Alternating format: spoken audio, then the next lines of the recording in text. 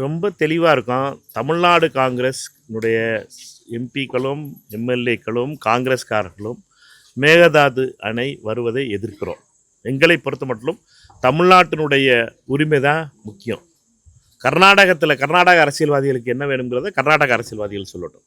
சட்டம் தான் முக்கியம். சட்டத்துக்கு உட்பட்டு கர்நாடக அரசியல்வாதிகள் நடக்கணும். சட்டத்தை மீறக்கூடாது கர்நாடக அரசியல்வாதி. அது எந்த முதலமைச்சராக இருந்தாலும் சரி, முன்னாள் முதலமைச்சர் எடியூரப்பாவாக இருக்கட்டும், இந்நாள் முதலமைச்சர் டிகே சிவகுமார் அவர்களாக இருக்கட்டும், அவர்களை பொறுத்த மட்டும் சட்டத்தை மீறக்கூடாது. நீதிமன்ற உத்தரவுகளுக்கு எதிராக போகக்கூடாது. நீதிமன்ற உத்தரவு மிக தெளிவாக இருக்கிறது. காவிரியில் எந்த அணை கட்டணம்னாலும் சரி தமிழ்நாட்டினுடைய அனுமதி இல்லாமல் கட்ட முடியாதுங்கிறது. அதனால சட்டத்துக்கு விரோதம் இல்லாமல் சட்டத்துக்கு விரோதமாக கர்நாடக முதலமைச்சர் நடக்கக்கூடாது. நீங்கள் போராட்டம் எதுவும் அறிவிப்பீங்களா தமிழ்நாடு காங்கிரஸ்? எங்களை பொறுத்த மட்டும் இது தமிழ்நாடு காங்கிரஸ் கமிட்டி தலைவர் செய்ய வேண்டியது, அவங்ககிட்ட கேட்க வேண்டியது. எங்களை பொறுத்த காங்கிரஸ்காரர்களாக என்னை பொறுத்த வரைக்கும் ஒரு நாடாளுமன்ற உறுப்பினர் நான் சொல்ல முடியும், மேகதாது அணை கட்டுவதை தமிழ்நாடு எம்பியாக நான் எதிர்க்கிறேன்.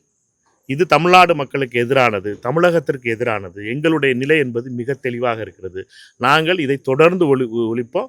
பாராளுமன்றத்திலும் இதற்காக இந்த மேகதாது அணை கட்டக்கூடாது என்பதற்காக அதற்காகவும் போராடுவோம். சரியா? இப்போ இந்த திருவள்ளுவர் காவி உடை அணிந்த புகைப்படத்திற்கு ஆளுநர் மாலை அணிவிச்சு மரியாதை செலுத்தின விவகாரம் ஒரு சர்ச்சையை ஏற்படுத்தியிருக்கு. இது சம்பந்தமாக ஆர்எஸ்எஸ்ஸை பொறுத்த மட்டும் எவ்வளவு அடித்தாலும் சரி தமிழ்நாட்டில் அடியை வாங்கிக்கிட்டு திருப்பியும் இது மாதிரி கோமாளித்தனமான விஷயங்கள் செய்வது ஆர்எஸ்எஸ்க்கு பழக்கமாகிவிட்டது. ஆர்எஸ்எஸ் இதை பண்ணித்தான் பிஜேபியை ஒருத்த சீட்டில் கொண்டாந்து நிப்பாட்டி வச்சிருக்கு. அதோடு சேர்ந்த அதிமுகவையும் காலி பண்ணிடுச்சு.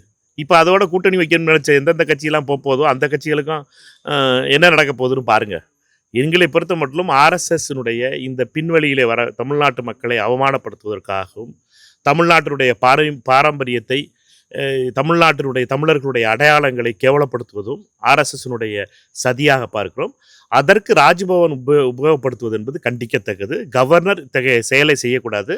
திரு ரவி அவர்கள் செய்த அதே தவறை திரு அல்ரக்கரும் செய்கிறார். இதை கண்டிக்கிறேன்.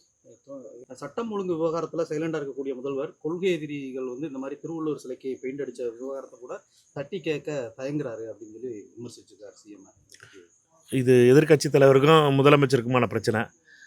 அந்த கட்சியை பொறுத்த வரைக்கும் தாவேகாவுடைய கொள்கை பரப்பு செயலாளராக இருக்கின்ற அமைச்சர் அதற்காக பதில் சொல்லியிருக்காரு. என்னை பொறுத்த மட்டும் காங்கிரஸ் கட்சியினுடைய சார்பாகவும் என் நாடாளுமன்ற உறுப்பினர் என்ற முறையிலும் என்னுடைய கருத்தை சொல்லிட்டேன். எவ்வளோ நாள் எடுக்கும்னு நினைக்கிறீங்க அந்த திட்டங்கள் செயல்படுத்துவாரா? அதை பற்றி உங்களுடைய எங்களை பொறுத்த மட்டும் 2500 கொடுக்க வேண்டும் என்பதை முழுமையாக வரவேற்கிறோம். அதற்கு எடுத்துக்காட்டு தான் கர்நாடக அரசு. கர்நாடகாவில் திரு சித்தராமையா அவர்களுடைய அரசு 2000 கொடுத்துருக்கு மாதம். அதனால் அது கொடுக்க வேண்டியது. பட் நிதிநிலை தமிழ்நாட்டினுடைய நிதிநிலை என்னன்னு பார்க்கணும். தமிழ்நாட்டினுடைய நிதிநிலை என்னங்கிறதுக்கு ஒரு வெள்ளை அறிக்கை ஒயிட் பேப்பர் கொடுக்குறதா நிதியமைச்சர் சொல்லியிருக்காரு. வெள்ளை அறிக்கை வரட்டும். வந்ததுக்கப்புறம் நம்மளுக்கு அதனுடைய தமிழ்நாட்டினுடைய நிதி நிலைமை புரியும். எவ்வளவு கடன் வாங்கியிருக்காங்க, எவ்வளவு நம்மளால் வருமானம் இந்த வருஷம் வரும், என்ன பண்ணலாம் அப்படிங்கிறத. அதனால் நம்ம முதலமைச்சர் சொன்ன அதே வெள்ளை அறிக்கைக்காக காத்திருக்கிறோம். எங்களை பொறுத்த மட்டும் காங்கிரஸ் கட்சியை பொறுத்த மட்டும் தாவேகாவுடைய தலைவர் தமிழ்நாட்டினுடைய முதலமைச்சர் திரு விஜய் அவர்கள் சொன்ன வார்த்தைகள் அனைத்தையும் அவர் செயல்படுத்துவதற்கு மத்திய அரசு தடைகள் போடக்கூடாது. மத்திய அரசுகளை பொறுத்த மட்டும் தமிழகத்தினுடைய அந்த வருவாயை நிறுத்துவதற்காகவும் வருவாயை பகிர்ந்தளிக்காத ஒரு பழக்கமும் மத்திய அரசுக்கு இருக்கிறது. அதிலே அந்த கொள்கையிலிருந்து பாஜக மாறும் என்ற நம்பிக்கை எங்களுக்கு இருக்கிறது. தமிழ்நாடு சட்டம் ஒழுங்கு இன்னும் சீர்குலை வார்த்தை இருக்கு. இதில் என்ன நடவடிக்கை எடுக்கணும்? சட்டம் ஒழுங்கு சீர்குலைவாக இருக்கா? முதல்லையும் இதே தான் சொன்னான். நேற்றுனா சட்டம் ஒழுங்கு சீர்கலாக இருக்குன்னு சொல்லிட்டு புதிய அரசு அமைஞ்சு 1 மாதம் ஆயிடுச்சா? 20 நாள் ஆயிருக்கு. கொஞ்சம் நாள் கொடுக்கணும்னு நினைக்கிறேன். போலீஸ் அதிகாரிகளுடைய மாற்றங்கள் நடந்து கொண்டு இருக்கின்றன. சட்டம் ஒழுங்கு மிக விரைவிலே சரியான நிலைக்கு வரும். இது மாதிரி பெண்களுக்கு பாதுகாப்பு மற்றும் கொலை குற்றங்கள் போன்றவைகள் குறையும் என்ற நம்பிக்கை எங்களுக்கு முழுமையாக இருக்கிறது. கொஞ்சம் நாள் கொடுக்கணும். ஏன்னா இது பழுதுபட்ட ஒரு சட்டம் ஒழுங்கு இன்ஜின். எந்த சட்ட ஒழுங்கு இன்ஜின் திமுக ஆட்சியில் பழுதுபட்டுருச்சுன்னு சொல்லி மக்கள் முடிவு பண்ணி இந்த அரசுக்கு கொடுத்தாங்களோ அவங்களுக்கு அந்த வண்டியை ரிப்பேர் பண்ணுறதுக்கு கொஞ்ச நாள் டைம் கொடுக்கணும். 1 மாதம் தான் ஆயிருக்குன்னு நினைக்கிறேன். 1 மாதம் கூட எல்லாம் 20 நாள் ஆயிருக்கு.